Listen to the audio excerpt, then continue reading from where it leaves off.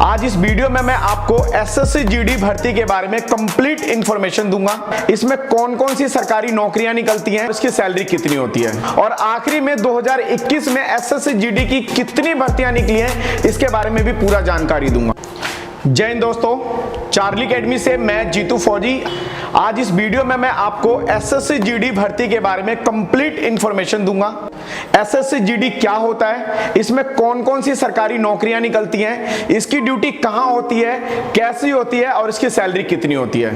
साथ ही आपको इस भर्ती में भर्ती होने का पूरा प्रोसीजर भी बताऊंगा और आखिरी में 2021 में एसएससी जीडी की कितनी भर्तियां निकली हैं, इसके बारे में भी पूरा जानकारी दूंगा।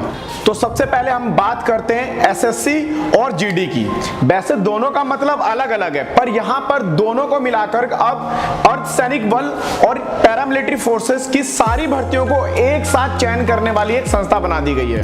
अब बीएसएफ और सीआईएसएफ की भर्ती ना बोल करके एसएससी जीडी की भर्ती बोला जाता है।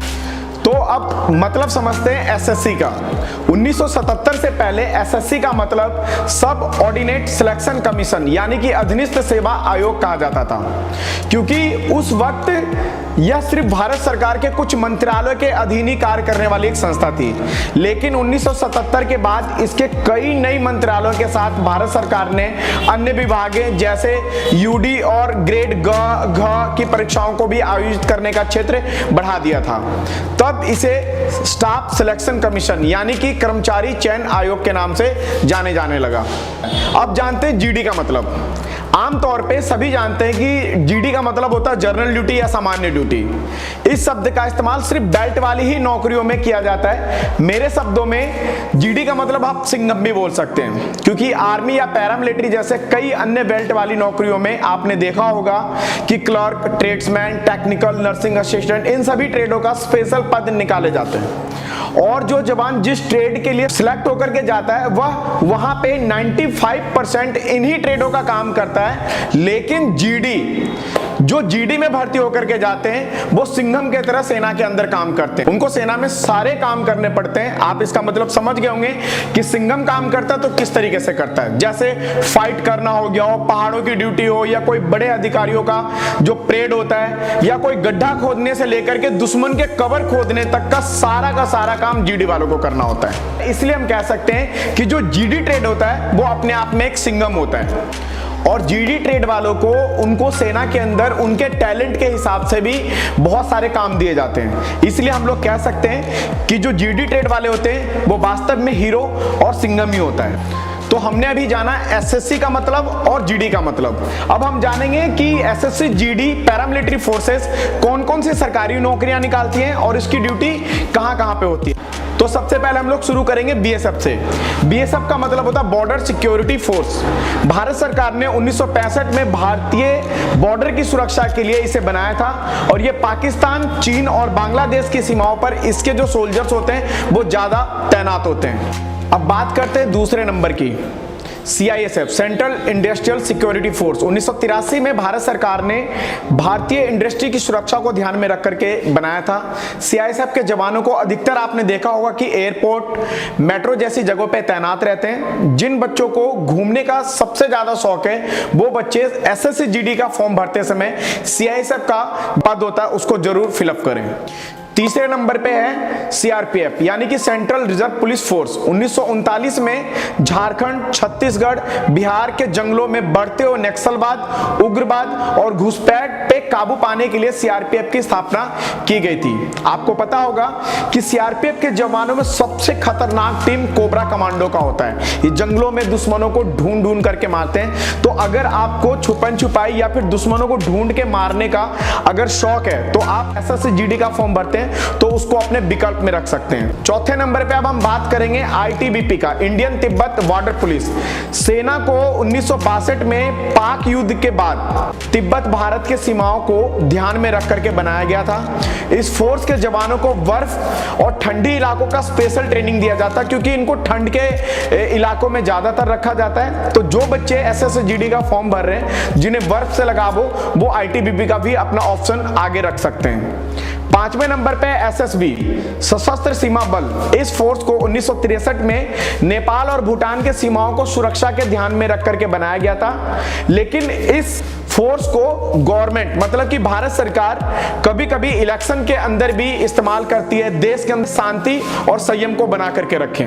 अब बात करते हैं नंबर 6 पे, असम राइफल। यह भारत की सबसे पुरानी फोर्स है। इसे अंग्रेजों के टाइम में 1835 में स्थापना की गई थी।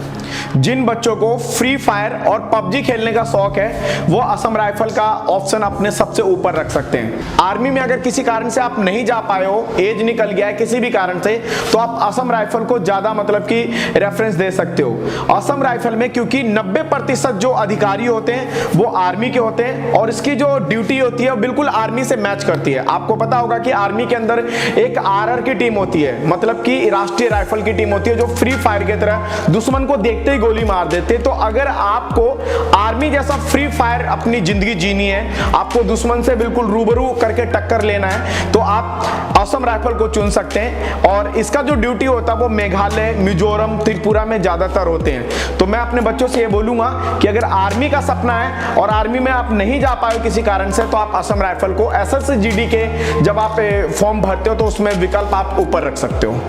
अब बात करते हैं एसएसजीडी के सबसे स्पेशल भर्ती की, मतलब कि एसएसएफ, स्पेशल सिक्योरिटी फोर्स। इसकी स्थापना 1969 में भारत सरकार ने किया था और एक और 2020 में योगी सरकार ने भी किया। लेकिन योगी सरकार वाला जो एसएसएफ है वो बिल्कुल अलग है और एसएसजीडी वाला वो बिल्कुल अलग है और इनका काम भी बिल्कुल अनोखा ही है। अगर इसके काम के बारे में आप सुनोगे तो आपको अंदर से ना वांटेड का सल्लू भाई जैसा आपको फील होगा, क्योंकि इसका काम बिल्कुल सलमान खान से मैच करता है। अब मैं आपको बताता हूं कैसे। क्योंकि इसके अंदर जो काम होता है, हमारे देश के अंदर बड़े बड़े जो प्रतिष्ठित वीआईपीज होते हैं या फिर जो बाहर देश से आने वाले जो नेता होते हैं या फॉरेन कंट्री से कोई आने वाला कोई वीआईपी होता है या उनकी फैमिलीज होती हैं, उन सबकी सुरक्षा का काम होता है इसका एसएसएफ का, मतलब कि स्पेशल सिक्योरिटी फोर्स का काम होता है। और इनको इसी तरीके से पावर भी दिया गया है। आपको पता है इनका पावर ऐसा है, जैसे अगर कोई आतंकवादी या कोई भी बंदा या कोई गुंडा अगर किसी तरीके से कोई भी वीआईपी को धमकी देता है तो उसके ऊपर ये बिना वारंट के उसको उठा करके ठोक सकते हैं या फिर उनसे पूछताछ कर सकते हैं या उनके घर में तलाशी ले सकते हैं। और एक सिविल ड्रेस की एक ऐसी लाइफ होती है ना जिसके अंदर आपको बिल्कुल वांटेड के सलमान खान जैसा फील होगा। तो मुझे पता है कि जितने भी मेरे बच्चे मेरे इस वीडियो को सुन रहे होंगे वो एसएसजीडी का फॉर्म भरते समय सबसे पहले अपना ये विकल्प रखेंगे एनआईए, मतलब कि नेशनल इन्वेस्टिगेशन एजेंसी। भारत सरकार ने इसे गदर मूवी और सन्नी पाजी को देखकर इस फौज को बनाने का ठाना होगा। 2008 में मुंबई हमले के बाद आतंक से लड़ने के लिए एनआईए की स्थापना की गई थी। रियल में मैं आपको बताता हूं कि इस फोर्स को संसद ने इतने सारे विशेष पावर दिए हैं जैसे सन्नी पाजी को दिया था। मैंने सन्नी और गदर इसलिए बोला क्योंकि आप इसके पावर्स को देखना। जैसे सन्नी देओल को पाकिस्तान जाने के लिए और वहां पे किसी भी तरीके के कागज के टुकड़े पे साइन की जरूरत नहीं होती, ऐसे ही एनआईए को होता है कि कोई भी आतंकी इन्वेस्टिगेशन के लिए किसी भी कागज के टुकड़े पे या कहीं पे भी जाकर के जाने के लिए उनको कोई भी परमिशन की जरूरत नहीं होती। इनको अपना सेल्फ एक ऐसा इनका जो टीम होता है, जो इनके टीम लीडर्स होते हैं, वो इनको एक अपना टारगेट देते हैं और ये अपने टारगेट को अपने तौर तरीके से वहां पे जाकर के पूरा करते हैं और पूरा करके आते हैं। तो फाइनली आप लोगों ने एसएसजीडी के 8 भर्तियों के बारे में आपने पूरा देख लिया होगा। अब अगर मेरे किसी भी बच्चे को जंगल का कोबरा कमांडो बनना है, सिंघम बनना है या सलमान खान बनना है या सन्नी पाजी बनना है, तो उसके लिए आपके अंदर क्या योग्यताएं होनी चाहिए, कौन कौन से गुण होने चाहिए, वो मैं आपको बताता हूं। तो सबसे पहले हम लोग शुरू करेंगे एजुकेशन से।